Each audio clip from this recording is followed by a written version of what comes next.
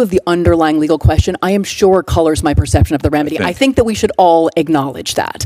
And yet I do think and why shouldn't we stop nationwide injunctions for everybody? I think That's what we're talking about today. Because I'm not willing to leave without relief non-parties who are injured. No, you're not willing to leave without the ability to bind President Trump. No, I think that... I mean, when it's Biden, it's okay. No. When it's Biden, it's a travesty. When it's Trump in office, it's no holds barred, whatever it takes, right? I believe in a powerful... What was it that President Biden's staff said? We've got to do undemocratic, unconstitutional things to save democracy. Why is this the same thing? I believe in a powerful president. I do believe in presidential power, but power and constraint are not at fundamental odds. What is the principle? What is the principle? The legal principle. You've referenced prudence. You've referenced the judges you don't like. What's the principle of when an injunction binding non-parties, which was never done in this country before the 1960s? And let's see the chart, the Trump chart, which was done really only once Trump came into office for the first time. You don't think this is a little bit anomalous? Nationwide injunctions, court orders that block a federal policy from applying to anyone, not just the parties in a case, have become one of the most controversial tools in American law. Once rare, they are now used frequently to halt major executive actions, often by a single federal judge. Thank you. Senator Hawley. Thank you very much, Mr. Chairman. Mr. Chairman, it's great to have this hearing. Thanks for calling it. Thanks to all of our witnesses for being here. Professor Shaw, nice to see you again. Let me just start with you, if I could, Professor Shaw. You talked about the fact that there have been lots of rulings against the Trump administration. That's absolutely statistically true. I disagree with almost all of them. In fact, I think all of them. But the issue of this hearing really isn't the rulings, is it? It's the remedies. Would you agree? And those are distinct things. You may think that the ruling is quite correct, but that's actually not what we're talking about here today. We could have a hearing on that. Maybe we should. But we're talking today about the remedy. And the question is a remedy that binds parties who are not before the court, is that an appropriate thing? I mean, aren't you concerned about judges binding non-parties in their remedies? You may love the ruling, but even if you do, don't you think it's a little bit anomalous for courts to be going out there and binding parties who are not before them? I mean, is that something we want to encourage? Senator, I think that judges have been issuing rulings that impact non-parties since Marbury versus Madison, right? So you're not concerned about it? I'm not. I absolutely think that they can be abused, and wait a minute. You were very concerned about it just a couple of years ago. Yeah. You said in response to a nationwide injunction on the Biden FDA's mifepristone rules, and I quote, "This injunction's a travesty for principles of democracy, notions of judicial impartiality, and the rule of law." I think I've been consistent today. That was issued by Judge Kaczmarek in a single judge division. They're a problem. Those are a problem. With him personally? Wait. No. So your testimony is if it's issued by Judge Kaczmarek, it's bad? No, sir. It's personal? That is not my testimony. Is the problem with the injunction? You were criticizing the universal injunction issued by a judge in a single judge division. I've been very clear today that those are a problem. By a Republican judge in a Republican division, then it's bad. No, Senator. Otherwise, it's fine. No, Senator. I think that single judge divisions are a problem. What is the principal difference? I'm looking for a principle. I understand you hate the president. I understand you love all of these rulings against him. You and I both know that's not a principle. You're a lawyer. What's the principle that divides when issuing a nationwide injunction is okay when it's not? When the Biden administration was subject to nationwide injunctions, you said that they were travesties for the principle of democracy.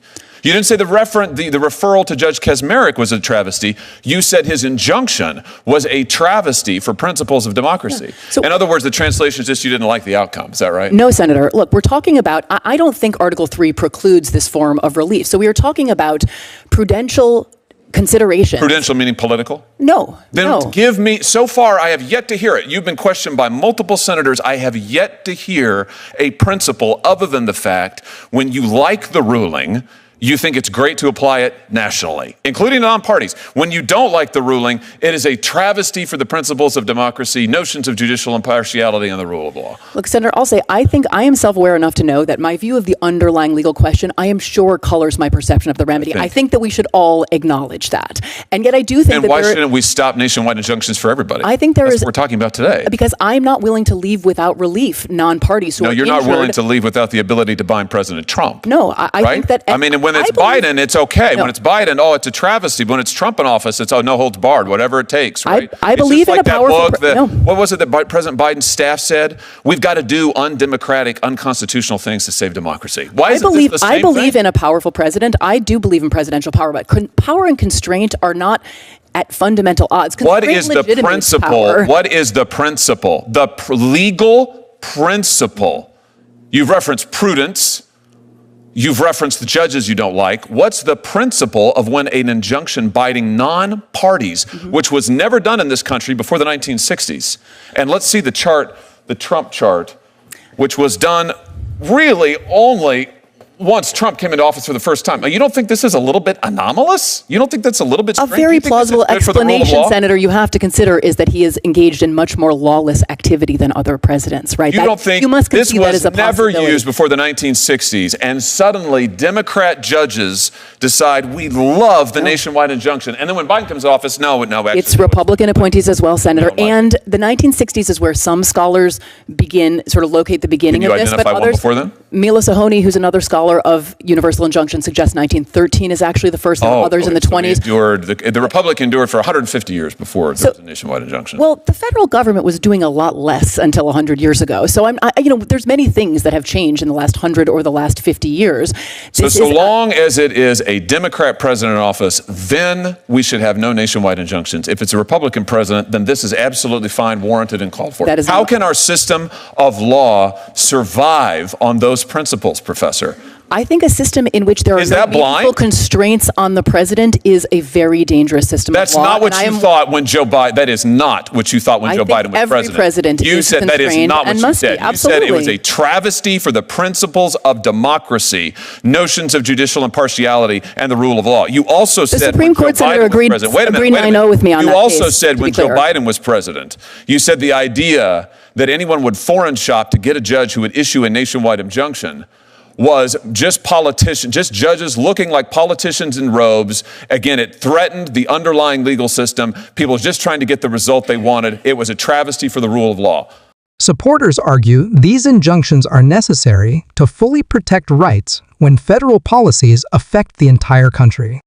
Critics, however, say they allow unelected judges to overrule national decisions, encourage forum shopping, and politicize the courts. The debate raises key constitutional questions. Should courts have the power to bind the entire country based on the claims of a few? And can our system endure if this powerful tool is used based more on politics than principle? As recent Senate hearings show, the answers are anything but settled. But you're fine with all of that if it's getting the result that you want. Sir, the Supreme Court agreed unanimously with me in that case, right? There was no standing. The case should never have been allowed to proceed. And the combination of parties without standing and the single-judge division. No. We're talking. No, they did not. They did not issue a ruling on the nationwide injunction. You criticized the injunction nationwide. Listen, issued in a case where no one had standing. Here's the thing. We've now gone 6 minutes, and Senator Kennedy had you for 6 or 7. You couldn't identify a single principled basis. We all know the truth here, which is it's not just you. It's most of my colleagues over here on this side of the aisle, who I respect a great deal, and they were raising very principled objections to the nationwide injunction just 6 months ago, maybe 9 now. And you're probably right. My point is that all that's changed in 9 months is the occupant of 1600 Pennsylvania Avenue. And I realize that my colleagues on this side of the aisle very much dislike that individual, and I realize that you think that the rulings that he has lost are fundamentally sound. We might grant all of that. I disagree with all of that, but we can put that to one side. The question we're talking about here is, should judges, single judges, district court judges, be able to bind non-parties who are not in front of them? And you used to say no, now you say yes. Let's be consistent. I would just suggest to you our system of government cannot survive if it's going to be politics all the way down. Thank you, Mr. Chairman. Can I briefly respond? Sure. I mean, you invoked democracy a couple of times there, Senator. Judges are part of our system of democracy. Democracy is not as simple as majority rule. Judges have always served something of a You would have it be as simple as function. majority rule. When you get the majority you like, you're for the nationwide injunction. When you don't, you're not. Senator Blumenthal. Thank you, Mr. Chairman. I'm going to give you the opportunity that I often found absolutely precious when I was arguing before a panel of judges and couldn't get my answer.